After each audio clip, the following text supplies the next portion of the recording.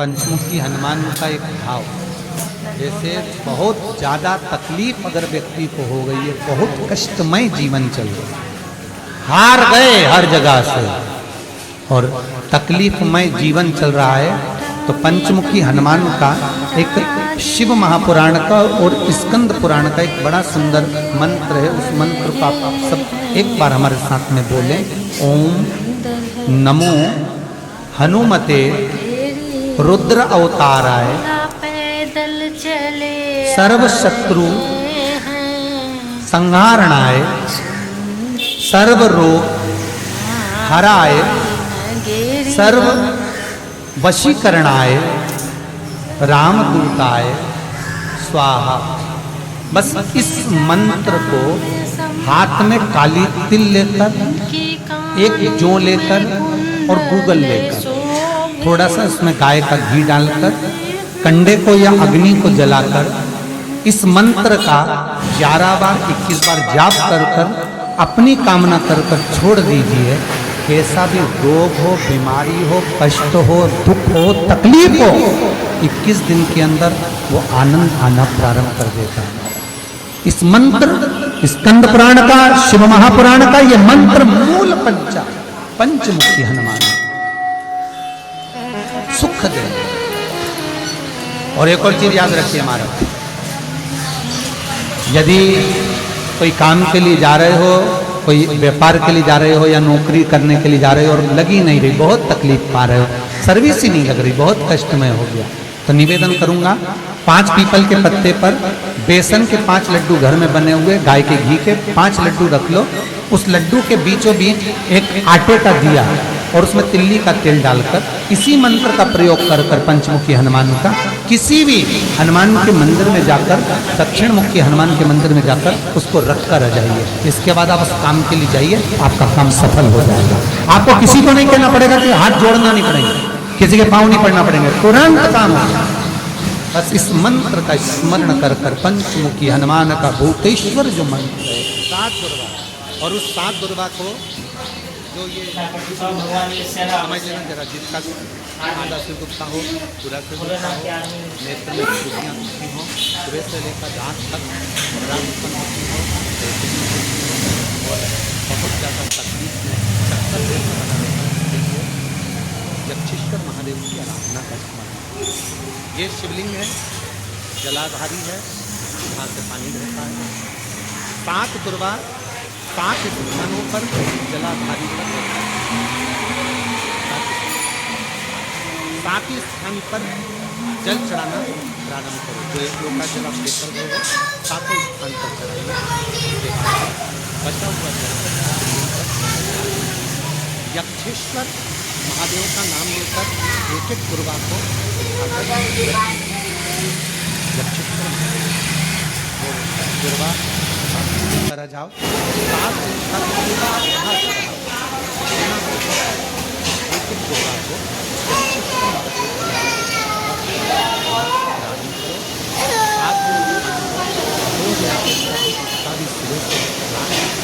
देखो तो बारिश धीरे धीरे धीरे खाना प्रारंभ हो जाएगा और शरीर में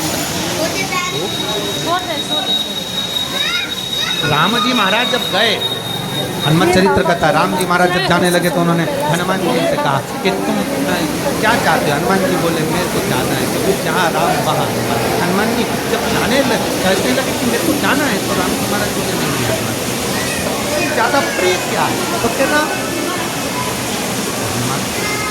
तू कह रहा है सबसे ज़्यादा प्रिय है, राम प्रिय है।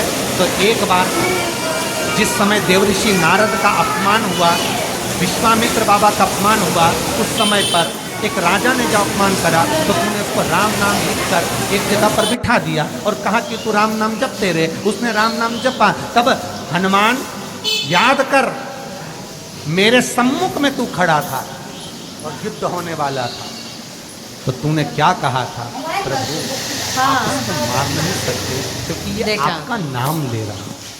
राम से बड़ा होता है राम का नाम। आप इसे मार नहीं, अब आपने ये संवाद कहा था, हनुमान बता तेरी प्रीता क्या है? हनुमान जी कहते हैं प्रभु आपने मुझे जगा दिया, क्योंकि मुझे श्राप ही ये मिला था कि तू जागेगा किसी की जगाने पर, आपने मुझे जगा दिया। इसलिए है नाथ, अब मैं जाना नहीं चाहता, सत्संग करना था।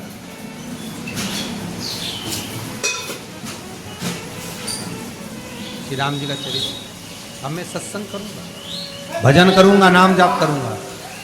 पर राम जी जानते हैं, हनुमान से कहा हनुमान मेरा जाने का समय आ गया, मुझे तो जाना पड़ेगा ना। सीता पृथ्वी में चली गई, मुझे भी जाना है, मैं सरयू के जल में अपने प्राणों को त्यागूंगा, मानव का शरीर है इसको त्यागना तो पड़ेगा ना हनुमान। हनुमान जी बोले तो त्याग दो, त्यागने में क्या दिक्कत है, त्यागो आपका। पर दिक्कत एक बहुत बड़ी है। तो राम जी ने जैसे कहा दिक्कत बहुत बड़ी है, तो हनुमान जी पूछे ऐसी कौन सी दिक्कत। हनुमान जी के शब्द सुने तो राम जी बोले, जब जिस समय पर तुम सूर्य को निगल गए थे, इंद्र को क्रोध आया था और इंद्र ने तुम पर वज्र का जब प्रहार करा था, जब वज्र का प्रहार इंद्र ने करा तब तुम्हारा नाम हनुमान हुआ। तब सारे देवी देवताओं ने तुम्हें वर प्रदान करा। उस जगह पर यमराज भी खड़ा था, तो यमराज ने तुम्हें वर दिया था कि जहां हनुमान होगा वहां यमराज नहीं होगा। अब दिक्कत ये है कि मुझे प्राण त्यागना है और तू मुझे 1 मिनट के लिए नहीं छोड़े, तो यमराज आएगा कैसे? हो देखी ना, हो देखी, हो नालवा पर खेंगा सामान गिरे के डर बा तुमको। हनुमान जी मुस्कुरा के बोले, राम जी प्रभु बड़ी लड़का टेबा हो के लो, मैं आपके बिना रह नहीं सकता। नाला पर राम जी बोले मैं भी जानता हूँ कि तू मेरे बिना नहीं रह सकता, पर एक काम तो कर सकता है ना। क्या? मैं अगर कोई काम बताऊंगा तो तू करेगा कि नहीं करेगा? पंजी कर तो लगो बोले आपका काम और मेरा, ऐसा कभी हुआ? जरूर करूंगा। ठीक है, बस अब राम जी महाराज ने सोच लिया कि हनुमान को जाने से पहले काम पर लगा। अब वो कौन सा काम था? बोलो रे। हनुमान जी को कहाँ काम पर लगाया राम जी? किस जगह पर काम पर लगाया? अरे सभी ने रामचरितमानस सुनी है, खूब सुनी, जल्दी बताओ। राम जी महाराज ने प्राण त्यागते समय, सरयू जी में प्राणों को देते समय राम जी ने हनुमान जी को किस काम में लगाया था कि राम जी ने अपने हाथ की एक मुद्रिका जिस पे राम लिखा हुआ था, वो मुद्रिका एक अयोध्या की एक सरंग में जमीन में डाल दिया और हनुमान से का जरा ढूंढ के लेके आ, मैं अभी ढूंढ कर आया। और हनुमान जी तलातल रसातल भूमि के नीचे पताल में चले गए उस मुद्रिका को ढूंढने के लिए जिस पे राम लिखा है।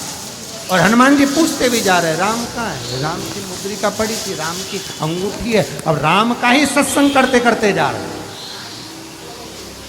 और राम चले गए सरयू, क्योंकि हनुमान अगर होगा तो यमराज हनुमान को यहाँ से हटाना पड़ेगा, तब यमराज लेने के लिए तब यम आए, क्योंकि यम अपने नियम को धारण करेगा, चाहे कृष्ण हो चाहे राम।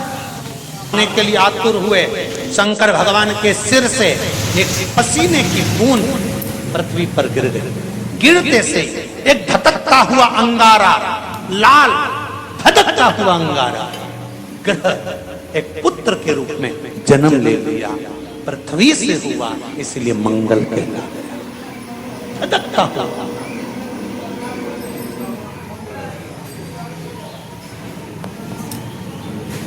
पर अंधकासुर अभी नहीं मरा, अंधकासुर की मृत्यु अभी नहीं हुई है। हर हर महा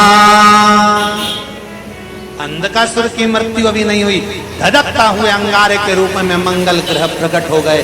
जन्म ले लिए। पार्वती जी ने पूछा ये कौन है? शिव जी कहते हैं ये मेरे पुत्र के तुल्य है, क्योंकि मेरे शरीर के पसीने से उत्पन्न हुआ है, मेरे मस्तक के पसीने से पृथ्वी पर गिरने के कारण ये उत्पन्न हुआ है। इसका नाम मंगल होगा, ये ग्रह मंडल में रहेगा, देवताओं के रूप में पूजा जाएगा, पर मेरे क्रोध के कारण उत्पन्न हुआ है, इसलिए इसका ग्रह थोड़ा सा क्रूर हो।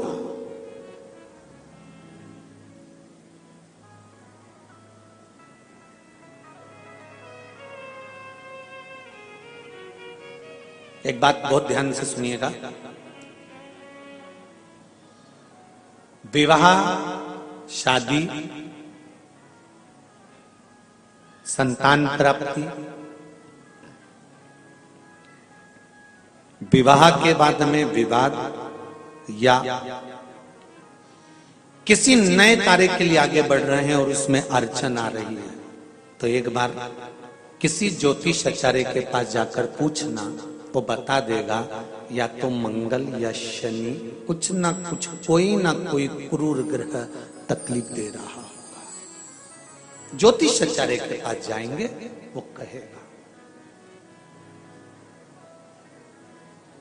जितने भी ग्रह हैं, चाहे राहु हो, केतु हो, मंगल हो, शनि हो, बुध हो, भौम हो, सूर्य हो, ये सारे जो ग्रह हैं ये शंकर भगवान के शिवलिंग के पास में विराजमान है।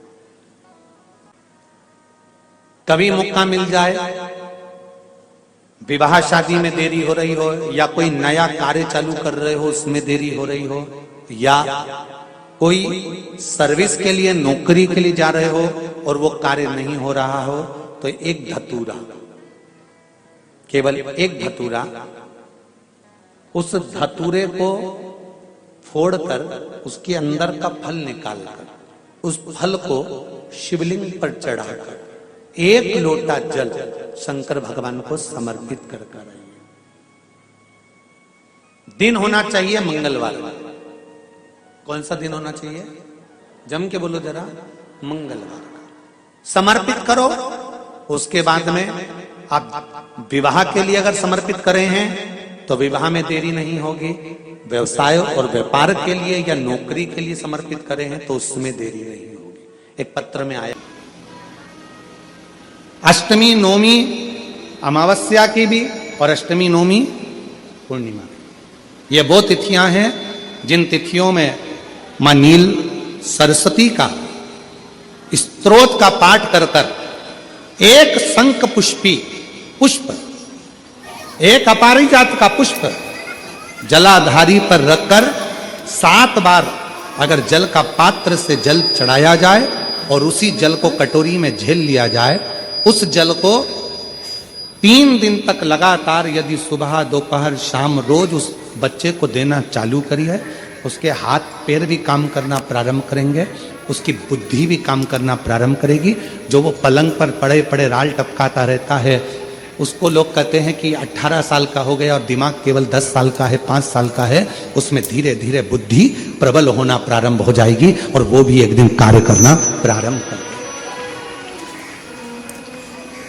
जिसको प्रीमेच्योर बच्चे भी कहते हैं। लोग कहते हैं ये बच्चा जल्दी हो गया था, ये बच्चा बीमार पड़ गया था, बचपन में इसको कोई इंजेक्शन ऐसा लग गया था, बचपन में ऐसा हो गया था, बचपन में वैसा हो गया था, गर्भाशय का जल उसके मुख में चले गया था, तो ये बच्चे की ऐसी गति हो रही है। उस बच्चे के लिए अगर आपके आसपास के क्षेत्र में भी कोई बच्चा ऐसा है तो उसको मां नील सरस्वती का स्मरण जरूर कराएं। और अगर आप लोगों के पास में मां नील सरस्वती का स्तोत्र का पाठ ना मिले तो प्रयास करिएगा, मोबाइल पर सर्च कर मां नील सरस्वती का स्तोत्र भी निकाल सकते हो।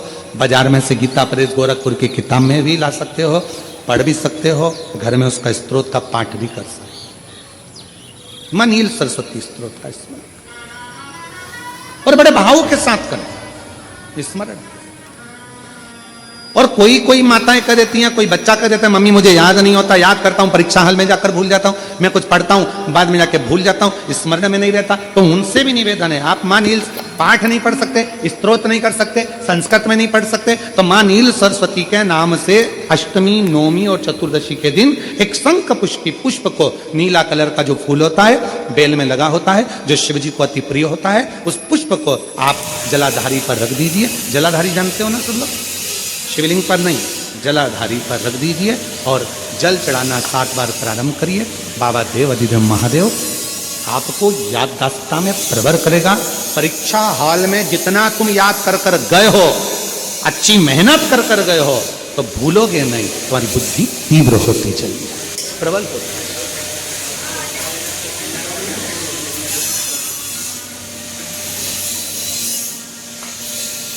आजकल आयुर्वेद में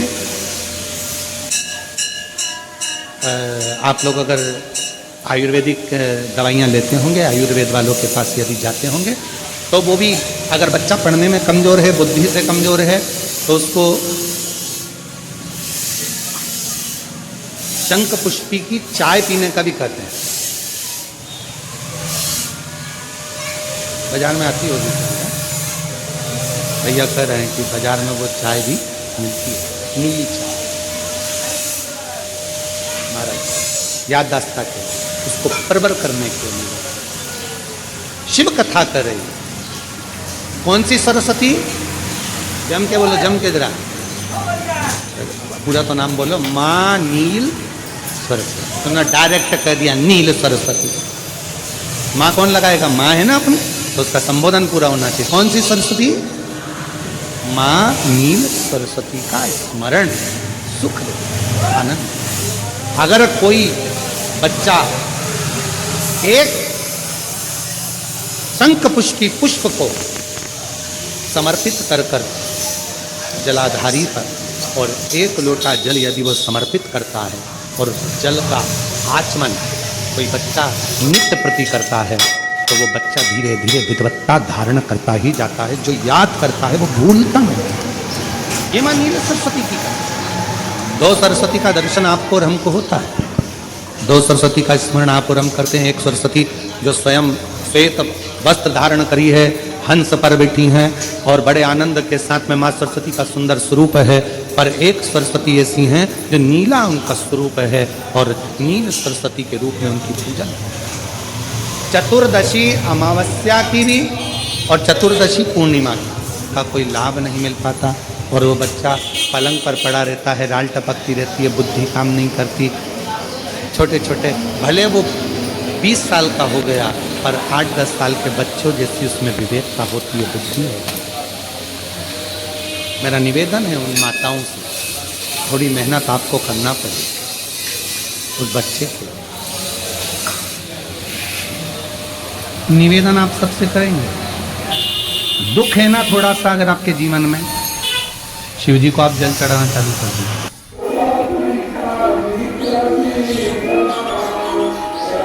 शंकर भगवान को आप जल चढ़ाना प्रारंभ कर दो। अगर दुख है ना जीवन में, शिव जी को जल चढ़ाना प्रारंभ कर दो।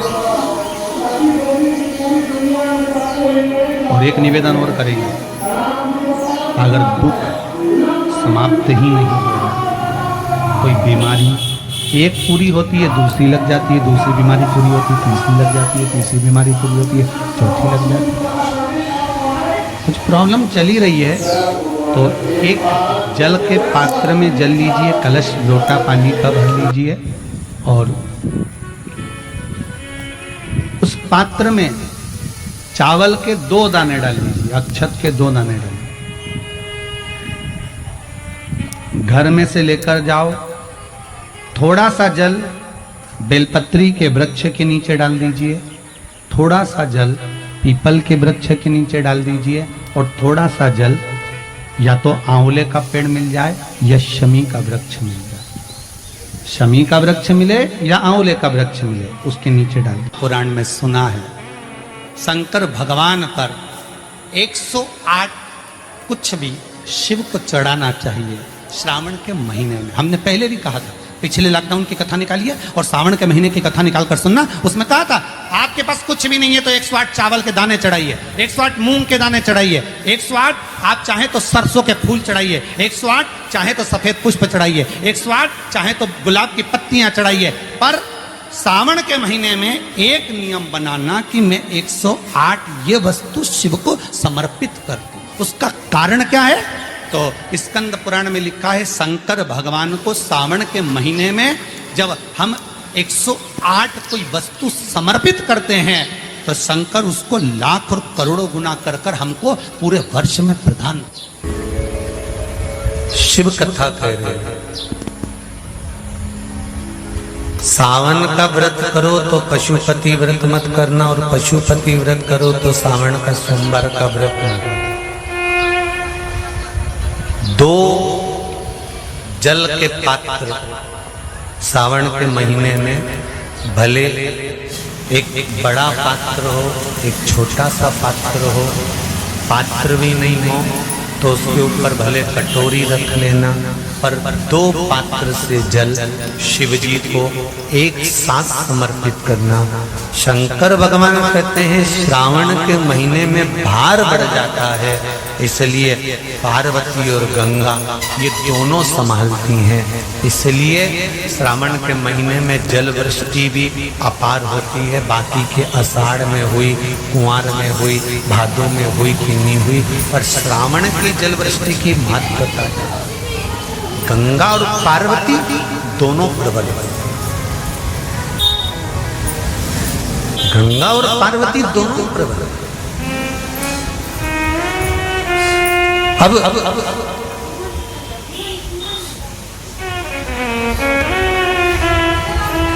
भृंगी ने कृष्ण खड़ा कर दिया,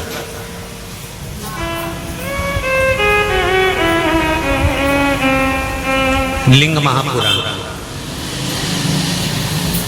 स्कंद पुराण और लिंग पुराण, स्कंद पुराण और लिंग पुराण का ये संबंध। भृंगी ने कृष्ण खड़ा कर दिया कि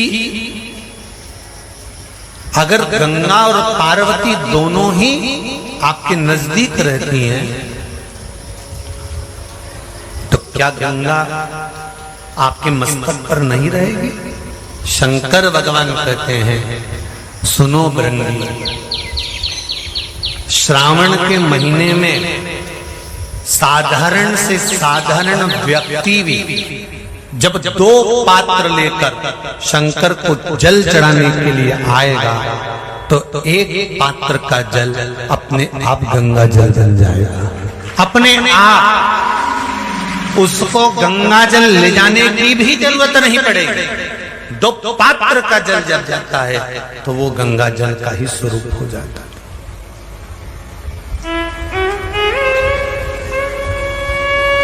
बैठो अभी वर्णन करते हैं। दो पात्र का जल ही, एक पात्र का जल गंगा जल का भाव वर्णन करते हैं। और क्या मिलता है दो पात्र का जल से? कोरोना महामारी में शिव महापुराण की कथा जो कुबरेश्वर बाबा के धाम से चल रही थी, उसमें एक उपाय बताया था, ध्यान होगा कि जब व्यक्ति के जीवन में बहुत तकलीफ चालू हो जाती है, बीमारियां बहुत भारी पड़ गई थी, तो कहा था कि 5 बेलपत्र शिव जी पे चढ़ाकर एक हाथ में दूध एक हाथ में जल लेकर फिर बाबा को एक जैसी धार चढ़ाना। बोला था कि नहीं बोला था? एक जैसी धार लगाने का बोला था। श्रावण के महीने में जब 2 धार का जल शंकर भगवान पर चढ़ता है, और अगर 2 धार जल का दर्शन करना हो तो आपके मोबाइल में भी शंकर भगवान की फोटो निकालना, उसमें शंकर जी के 4 हाथ नजर आएंगे, 2 हाथ से शिव जी अपने ऊपर जल चढ़ा रहे हैं, 2 कलश उनके हाथ में है, उस चित्र का दर्शन करना, उस श्रावण के महीने का दर्शन करना। अगर वो दर्शन आपको कहीं ना मिले तो फिर गीता प्रेस गोरखपुर की शिव महापुराण में या लिंग पुराण में या स्कंद पुराण में दर्शन कर सकते हो, या देवी भागवत में भी कर सकते हो। 2 धार का जल,